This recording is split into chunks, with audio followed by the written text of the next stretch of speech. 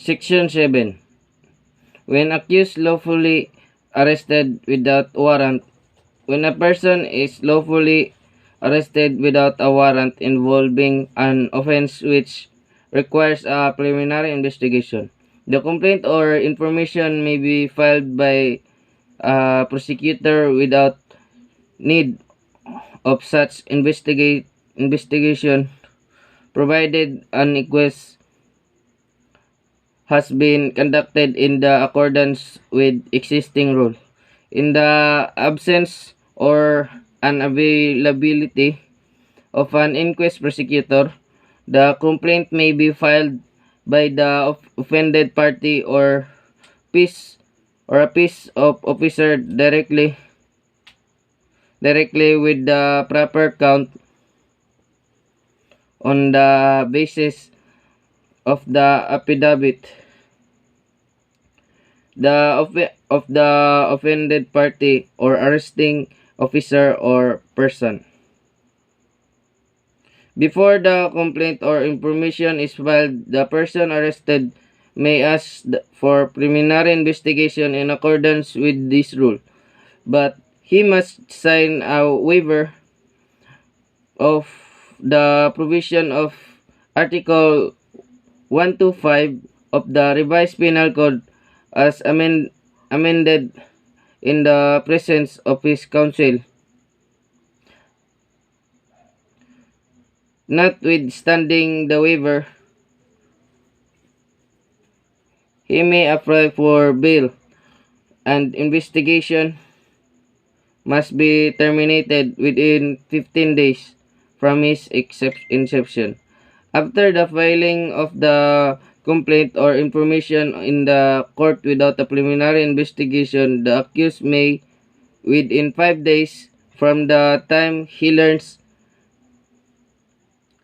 of its filing, ask for a preliminary investigation with the same right to adduce evidence in his defense as provided in this rule. Section 8. Records. Records supporting the information or complaint.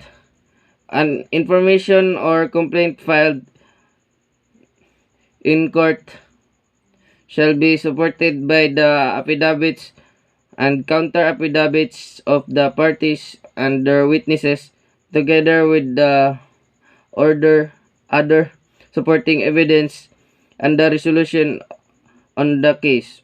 Records preliminary investigation. The record preliminary investigation, whether conducted by a judge or prosecutor, shall not inform part of the record of the case.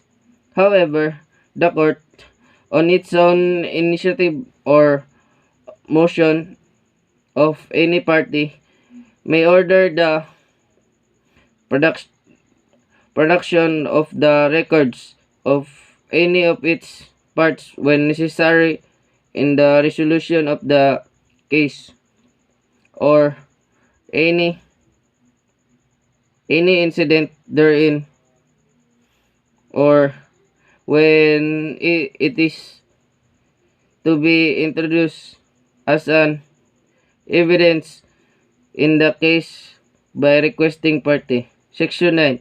Cases not requiring a preliminary investigation nor covered by rule on summary procedure.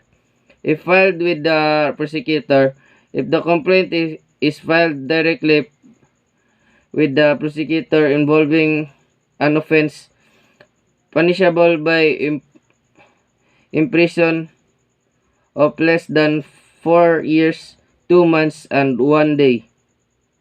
The procedure outlined in Section 3 of this rule shall be observed. The prosecutor shall act on the complaint based on the affidavits and other supporting documents submitted by the complaint within 10 days from its filing. Letter B. If filed with the municipal trial court, if the complaint or information is filed with the municipal trial court or municipal circuit trial court for an offense covered by this section, the procedure in section 3 of this rule shall be observed. If within 10 days after filing the complaint or information, the judge no probable cause the judge finds no probable cause after personally evaluating the evidence of after personally examining in writing and under oath the complaints and his witnesses in the form of searching questions and answer. He shall dismiss the same. He may, however, require submission of additional evidence within 10 days from notice to determine further the existence of probable cause. If the judge still finds no probable cause despite the additional evidence, he shall within 10 days from submitting or expiration of said period dismiss the case.